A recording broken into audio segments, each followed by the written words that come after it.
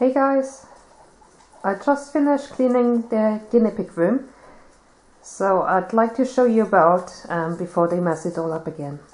The cage is in its usual corner. It has been built especially with this corner in mind, so I'm never going to move it, I don't think. But you can see the CNC extension is gone now. It's no longer on this side of the cage. And instead I have this other kind of shelving unit inside the cage. So I'm going to talk you through some of the features of the cage. The water bottle I bought from an online shop, and the stand it's sitting on is custom built, so my husband built that for me. The bowls the guinea pigs are using are from a variety of sources. I got some in Morrison's, which is a supermarket chain in Scotland. I got some in a pound shop and some from Rejects, which is a department store in Kirkcaldy in Fife. As you can see, I'm now using a hay rack, and this is the first time in many years that I'm using a hay rack. The reason being that the pigs rather abused the tray I had with the hay on it, and it started really smelling and not being too nice. Also, I went through the hay at a really fast rate, so now that I'm using a hay rack I need a lot less hay because they don't soil it so much. The hay rack that I'm using at the moment is something I bought in Lidl. It's supposed to slide underneath a shelf, but I find it perfect because it slides the other way than it's intended to onto my cage, and the holes are kind of quite far apart. I've seen each of the pigs eating from it, even Zoe, who in the past didn't really use hay racks, which is why I moved to a hay tray in the first place. She seems to be fine with it as well, so that's all good. What else? There's a tiny baby that's just exploring the cage there, and she should be eating instead of popcorning under that ram and God knows what.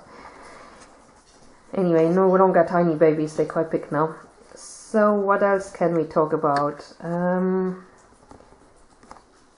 Let's talk about the fleece. The fleece I'm using just now I got from Rejects, which I mentioned before. It's a department store in Kirkcaldy in Fife, Scotland. And all my fleece that covers the whole of the cage I actually got in Rejects. I had fleece from other sources, but I cut down on a lot of the fleeces I had, so that I only have a few left now, I think 4 or 5. And Rejects, I find that the prices are quite reasonable and the quality of their fleece is really good. So this one with the cow pattern I don't actually use that often because, as you can imagine, the white looks really grotty after a while. But I quite like it because it's a bit bigger than all my other fleeces.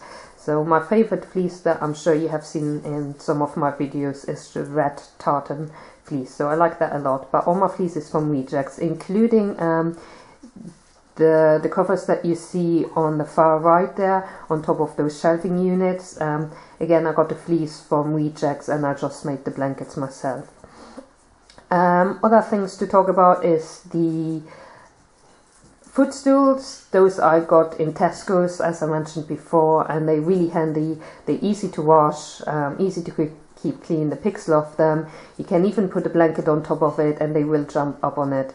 I don't have a blanket at the top just now because I don't want to encourage some of my older pigs to jump up on because they're not quite as agile anymore, and after I've seen one kind of fall when she tried to jump up, I decided that I don't need them to jump like that anymore. Right, let's talk about the shelving unit in the right corner.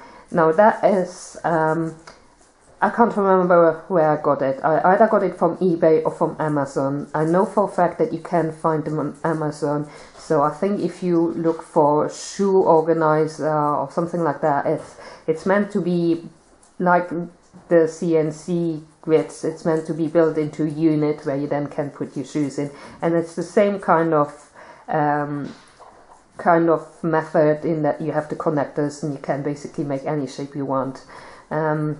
So I had a lot of questions about that lately, where I got it from and stuff, so I thought I put it back in the cage so you can see it, since it seems to be quite popular.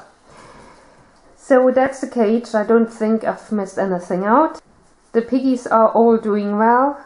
We had a small scare with Fiona, one of our oldies. She actually looks quite thin as well if you see her in this video. She's a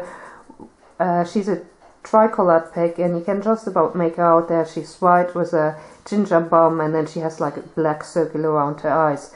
We had a bit of a scare with her because she looks quite thin, but if you lift her up she's actually quite heavy still, but she kind of looks thin, and I think a lot of pigs as they go older they start looking thin. And she's really active, she runs about, but we just discovered that she's missing some hair on her bum, and in the past for us that has often meant a sign of cystic ovaries. Now she had her ovaries removed at the end of last year because of cystic ovaries, so we knew it wasn't that, and we were quite worried, and we were just about to take her to the vet, but I decided to have a look at it, and to me it looked like the hair had bitten off. So, you know, it wasn't just all gone, you could see like different sizes and then bald bits. So I thought, okay, maybe, I don't know what's going on.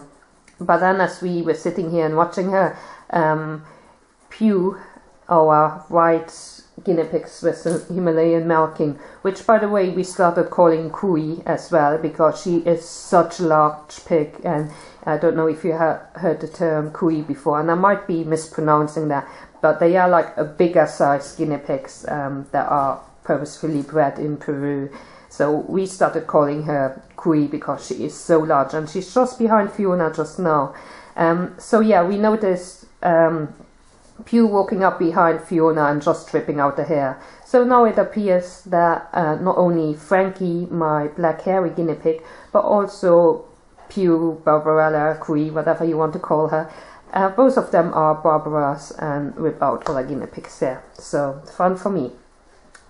So that's the cage, so let me show you the rest of the room. So I'm standing in the kitchen now looking into the guinea pig room, and that's the cage here. And if I go this way, we have our sofa, and then there's the window, and I have moved the CNC extension to underneath the window. And then I have another chair here, and then loads of empty space, and I like to see empty space in the guinea pig room because it's usually crowded. So let me go over with you to the CNC extension part and talk you through some of the features here. So I hope you can see that all right. It's quite sunny, which is quite nice. So yeah, I hope you can see it all right. Let me get a bit comfier. Right, so before this unit was against the cage, and at the bottom it was divided into three, so I had three of the grid divisions. I have now removed the grid divisions, and at the front you can see there's a plank of wood that hooks into the side of the CNC extension, and I have something similar to the back of it. So that is just to support the upper level because I don't have any divisions in it anymore, and that makes the whole construction really, really solid. At the bottom I have placed a tray that is usually used to put a growing bag on top of it, and then I've covered that in fleece. Again, 2 footstools from Tesco's. There's a ramp which is made with again CNC grids that have been bent, and there's lino covering it. The top floor I have lino on that as well, and then fleece on it. And on the ramp, instead of fleece, I have wet bed, which allows the pigs to have a better grip on it when they run up. As to the fleece, so the one with the cupcake that I get a lot of questions from, that I bought a couple of years ago from Esther. They no longer have it, and it's one of my favorite fleeces. At the top, the kind of pinkish striped fleece and the pink fleece at the bottom. I bought that from a petrol station once when, I think that was when we were going to pick up Lacey, and we realized we didn't have any fleece for the carry case, so we stopped at a petrol station, and that's where I got that fleece. It's nice enough, nothing too special. Maybe it's a bit thinner than I would want, but it does the trick.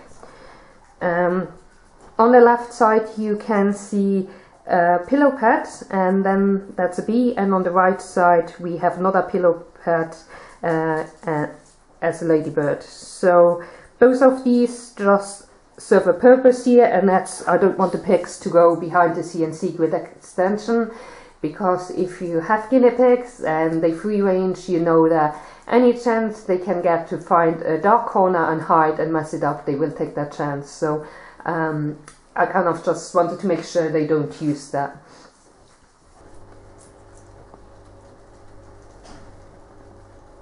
Oh, I could sit here forever and just watch the pigs, but there's plenty more work to be done in the house, so I better get up. And yeah, I see you all later. Have a great weekend, and we see you next time. Bye bye.